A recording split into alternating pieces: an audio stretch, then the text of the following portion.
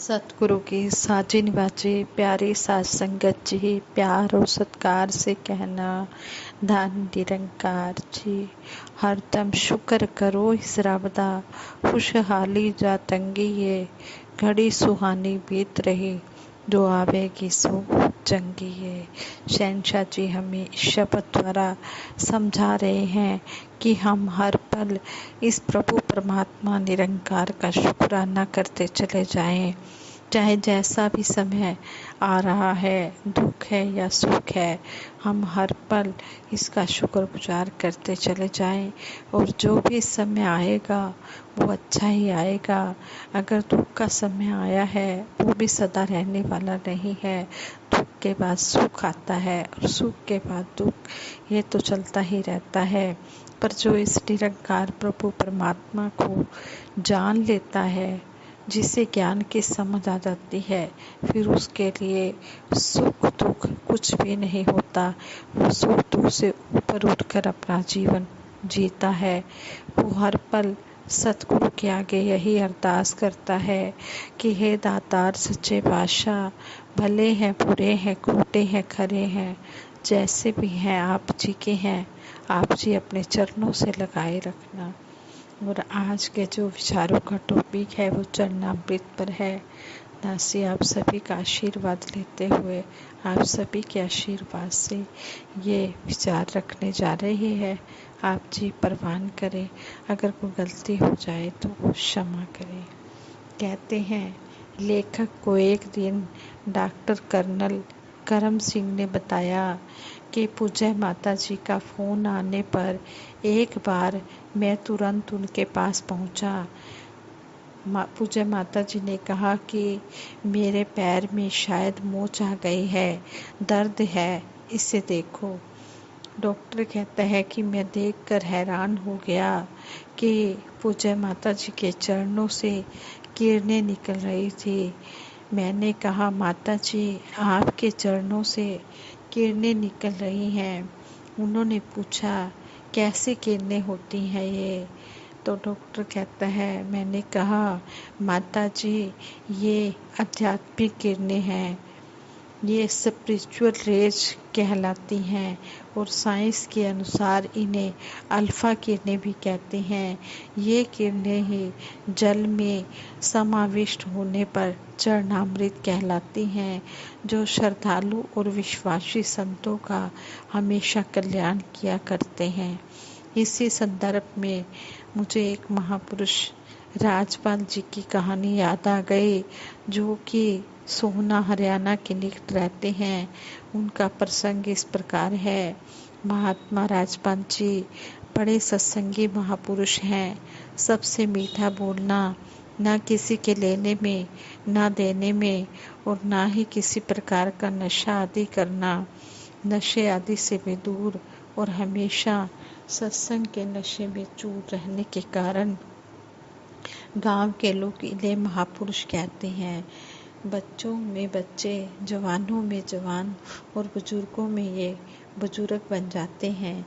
गांव के सभी नर नारी इन्हें विशेष आदर की दृष्टि से देखते हैं और कहते हैं कि महापुरुष तो सबके भले की ही कामना करते हैं। एक दिन बहुत भारी तूफान और वर्षा, बादलों की गड़गड़ाहट और बिजली की चमचमाहट से सारा गांव डर गया। घरों की पशुशालाओं में बंधे जो जानवर थे वो भी डर गए और पेड़ भी टूट टूट कर गिरने लगे। सामने के घर में नीम का पेड़ टूट कर गिरा तो महात्मा राजपाल जी दौड़े कि कहीं किसी को चोट तो नहीं लगी। नीम के टूटे हुए एक भारी टहने से गाय और बछड़ा दबे जा रहे थे। महापुरुष ने पड़ोस के कई व्यक्तियों को जल्दी जल्दी बुलाकर वह भारी टहना हटाया और चीखते और रंभाते हुए उन जानवरों को बचाया। तो उन जानवरों को शांति मिली। उस घर के बच्चे और स्त्रियां बोले, महापुरुष को दूध पिलाओ। महापुरुष ने हमारी गाय बचा ली। इस काम के सबने प्रशंसा की। घर लौटते हुए महात्मा राजपाल जी ने देखा कि भारी वर्षा से उनके अपने घर की बाहरी दीवार ही गिर गई है। मेन गेट के किवाड़ और चौखट अलग पड़े हैं और बाहर की गली का पानी घर के आंगन में अंदर तक फैल रहा है। फावड़ा लेकर पानी का बहाव रोकने लगे। पत्नी गुस्से में चिल्लाकर बोली। महात्मा राजपाल जी की पत्नी ज्ञानवान नहीं थी। वह गुस्से में चिल्लाकर बोली कि दूसरों की भलाई करो, भले अपने घर में कुछ भी हो जाए। दूसरों की सोचो, अपने घर की तो सोचते नहीं। तुम्हारे जैसा कोई और भी इस भरे गांव में है जिसे अपने घर का ध्यान नहीं, दूसरों की भलाई करते हैं और अपने घर के बारे में सोचते नहीं हैं। आगे से महात्मा राजपाल जी ने अपनी पत्नी से कहा, अरे भाग्यवान, क्यों गुस्सा कर रही हो? जो दूसरों के काम करता है भगवान उसके काम करते हैं। महात्मा राजपाल जी की पत्नी बहुत ही गुस्से वाली थी, जिसका भगवान में कोई विश्वास नहीं था। वह गुस्से में आकर अपने पति से बोली, 2-4 दिन सत्संग मत करो और मिस्त्री को बुलाकर यह दीवार जल्दी खड़ी कराओ, वरना हम रोटी खाते हुए भी बाहर से दिखेंगे। घर का पर्दा ही खत्म हो गया है। मिस्त्री आगे से महात्मा राजपाल जी ने मुस्कुराकर अपनी पत्नी से कहा, भाग्यवान, मिस्त्री दीवार दिन में करेगा और सत्संग तो रात को होता है, फिर सत्संग को क्यों छोड़ना? बड़ा बेटा विक्रम भी ऐसे मौके पर माँ की तरफ हो जाया करता था, क्योंकि वह भी ज्ञानवान नहीं था। उसने कहा, सत्संग के बिना तो पिताजी का खाना हजम नहीं होगा। तेरी दीवार हो या ना हो, पर पिताजी का सत्संग जरूर चलेगा। आगे से महात्मा राजपाल जी गंभीर हो गए। वो अपने बेटे से बोले कि सत्संग से तुम्हें क्या चिढ़ है? आगे से वो बेटा कहता है, पिताजी, हमें ही चिढ़ नहीं, पड़ोसी भी परेशान है। कहते हैं घर में दिन रात चिमटा ढोलक बजता रहता है, न दिन में चैन है न रात को आराम है।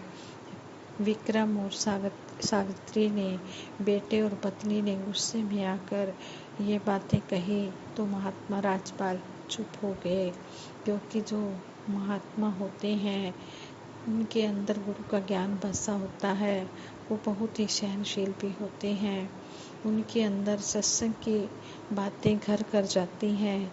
जो सत्संग में सुनने को मिलता है कि हमने सहनशील बनना है, विशाल बनना है, किसी पर गुस्सा नहीं होना, किसी को गलत नहीं बोलना, किसी के साथ कड़वी भाषा में बात नहीं करनी, तो वो बातें जब मन में बैठ जाती हैं तो महात्मा शांत हो जाते हैं। इन बातों को सुनकर महात्मा राजपाल जी भी चुप हो गए। अगले दिन सुबह मिस्त्री दीवार बनाने आया तो सामने वाला खजान सिंह अपने कई साथियों के साथ वहाँ पर आ गया और गुस्से में आकर बोला, ये दीवार हम नहीं बनने देंगे। अगर बनानी है तो 2 गज पीछे बनाओ, वरना फौजदारी हो जाएगी।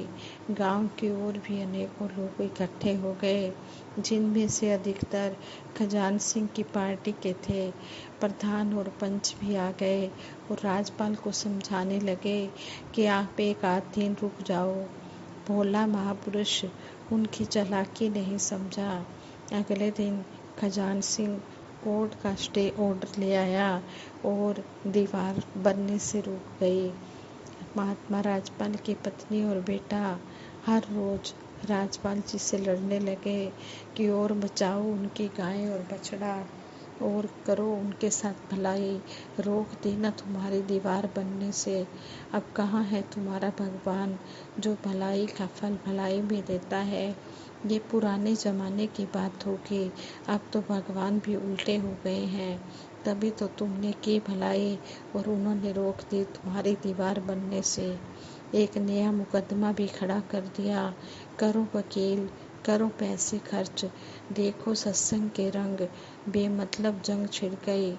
महात्मा राजपाल जी मुस्कुराकर यह कहते रहे कि सतगुरु सब ठीक करेंगे और सत्संग में चले गए। परंतु आज रास्ता चलते उसकी मुद्रा गंभीर थी।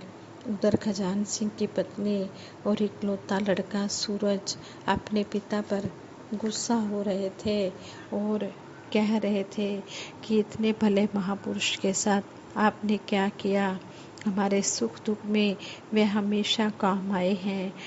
तुम घर में नहीं होते तो अपना घर छोड़कर हमारी कुशलता का ध्यान रखते हैं। वह हमारे परिवार की भलाई में अपनी जान देने को तैयार रहते हैं और तुमने दूसरों के सिखाए में आकर उनकी दीवार बनने से रोक दी और मुकदमा भी कर दिया। ऐसी पार्टीबाजी किस काम की? आप बोलो तो सही, यह गलत काम आपने क्यों किया? खजान सिंह के पास पत्नी और बेटे के इन क्वेश्चंस का कोई आंसर नहीं था। वह बोला, अगर मैं यह नहीं करता तो प्रधान जी और पंच दोनों नाराज हो जाते। डेली सत्संग, डेली कीर्तन, क्या यह गांव वाले की और मोहल्ले की शांति भंग नहीं करता? यह कहता हुआ कि तुम समझते ही नहीं, तुमसे कौन दिमाग खराब करे। खजान सिंह घर से बाहर निकल गया। 2 साल तक मुकदमा चलता रहा और राजपाल की दीवार यूं ही खड़ी रही, यूं ही पड़ी रही, बनने से रुकी रही। पत्नी और बेटे की बातें भी महात्मा राजपाल जी को रोज सहन करनी पड़ती, परंतु महापुरुष ने अपना धैर्य नहीं खोया, अपना पेशेंस नहीं खोया। एक दिन शाम के समय महात्मा राजपाल जी ने देखा कि खजान सिंह के घर में आने जाने वालों की भीड़ लगी हुई है। उसने एक पड़ोसी से पूछा, क्या बात है? पता चला खजान सिंह का बेटा सूरज बहुत ज़्यादा बीमार है और डॉक्टरों ने भी जवाब दे दिया है। चम्मच से मुंह में पानी डाल रहे हैं, वह भी कभी कभी गले के नीचे नहीं उतरता।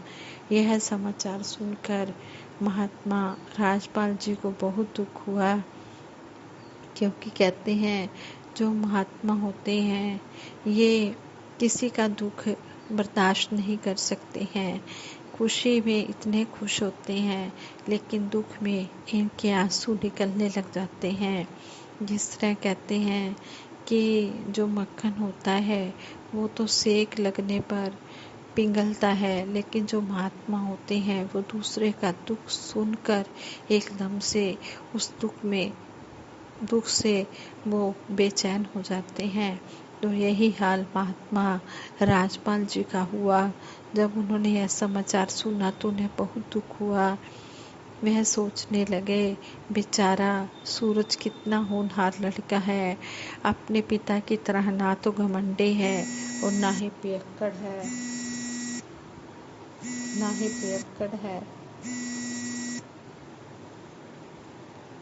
सरल, विनम्र और भोला है। हे प्रभु, इनका कल्याण करो।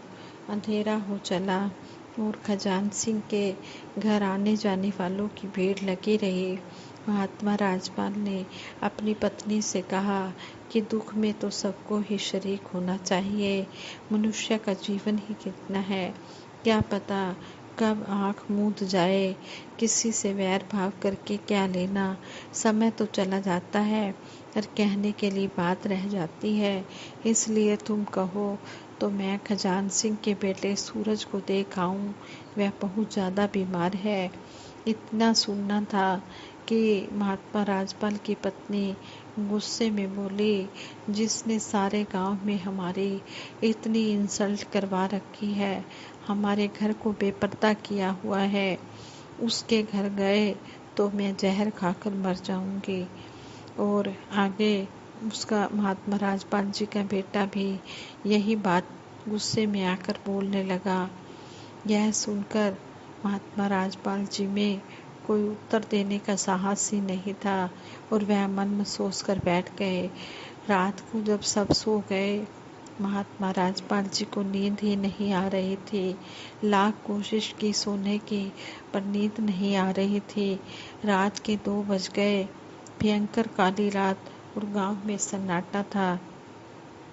आकाश में चांद छिप चुका था और तारे टिमटिमाकर अंधकार को दूर करने में विफल हो रहे थे। बाहर ठंडी ठंडी हवा चल रही थी। महात्मा राजपाल जी धीरे से चुपके उठे और खजान सिंह का दरवाजा धीरे धीरे खटखटाया। खजान सिंह की पत्नी ने दरवाजा खोला तो महात्मा राजपाल जी को देखकर हैरान रह गए और सूरज के कमरे में पहुंचकर जब महात्मा राजपाल जी ने देखा कि मरीज में कुछ भी नहीं बचा था, सूरज से उसकी अम्मा ने आंसू बहाते हुए कहा कि देख तेरा ताऊ आया है। राजपाल सूरज ने आंखें खोली और धीरे से हाथ उठाकर जोड़ दिए। उसका बोल नहीं निकलता था। एक तरफ खजान सिंह और दूसरी तरफ खजान सिंह की पत्नी रो रहे थे। महात्मा राजपाल जी ने पहले बोलने का साहस किया कि सतगुरु सब ठीक करेंगे। यह सुनकर पति पत्नी दोनों खुश हो गए और वो बोले, सुना है आपके सतगुरु में बहुत शक्ति है, आपकी भी भक्ति बहुत ऊंची है, आप हमारे इकलौते बेटे को किसी तरह बचा लो। महात्मा राजपाल जी ने कहा कि मैं अपने घर से दवा लाता हूँ।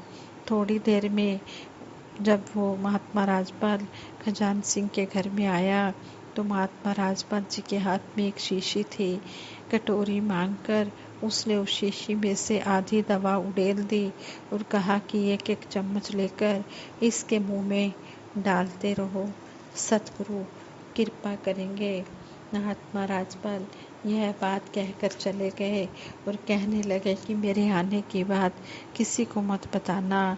वह चुपचाप धीरे धीरे अपने घर जाकर लेट गए और निरंकार से प्रार्थना करने लगे कि हे प्रभु कृपा करो, सूरज को हेल्दी कर दो, इनका इकलौता लड़का है, इन पर दया करो, रहम करो। सतगुरु तो बड़ा ही दयालु होता है, कृपालु होता है। जब इसके आगे सच्चे मन से अरदास की जाती है तो ये अपने भगत की हमेशा लाज रखता है और उसकी अरदास को भी कबूल करता है। सुबह सारे गांव में शोर मच गया, जिसे डॉक्टरों ने जवाब दे दिया था उस खजान सिंह के लड़के को महापुरुष ने कोई ऐसी दवा दी कि वह ठीक हो गया। वह बोलने लगा और अब तो खाने पीने भी लगा है। यह बात जब महात्मा राजपाल की पत्नी और बेटे ने सुनी तो वह राजपाल जी से लड़ने लगे कि आप जरूर उनके घर गए होंगे। वे अभी लड़ ही रहे थे कि खजान सिंह और उनकी पत्नी को उन्होंने खजान सिंह और उनकी पत्नी उनके आंगन में आ गए, महात्मा राजपाल जी के आंगन में आ गए और उनकी राजपाल जी की पत्नी और बेटा दोनों देख रहे कि ये वही है या कोई और है। वो भी सोच ही रहे थे कि ये हमारे घर कैसे आ गए। उसी समय खजान सिंह और उनकी पत्नी ने महात्मा राजपाल जी के चरण छूकर नमस्कार किया और कहा कि आपके सतगुरु के आशीर्वाद और आपकी भक्ति में बहुत शक्ति है। हम आपका एहसान नहीं भूल सकते, हमारी गलतियों को माफ़ कर देना। यह कहकर खजान सिंह अपनी पत्नी की तरफ देखकर बोला, सूरज की माँ कर दो ना वह काम, फिर भूल जाओगी। सूरज की माँ ने 100 के 10 नोट महात्मा राजपाल जी को देते हुए कहा कि महापुरुषों ये पैसे रखो, ये वे हैं जो सूरज के पिताजी ने दूसरों के सिखाए में आकर आपके ऊपर खर्च करा दिए। कल ये जाकर अपना मुकदमा भी वापस ले लेंगे और आप अपनी दीवार बनवा लो। महात्मा राजपाल जी की आंखों में खुशी के आनंद के आंसू आ गए। वो बोले कि सुबह का भूला शाम को घर आ जाए तो उसे भूला मत समझो। खजान सिंह को उन्होंने गले लगा लिया। तब तक महात्मा राजपाल जी की पत्नी भी चाय बनाकर उनके लिए ले आई। हंसी खुशी के इस वातावरण में खजान सिंह ने पूछा, वे यह तो बता दो कि वह दवा क्या थी जो आप हमें देकर आए।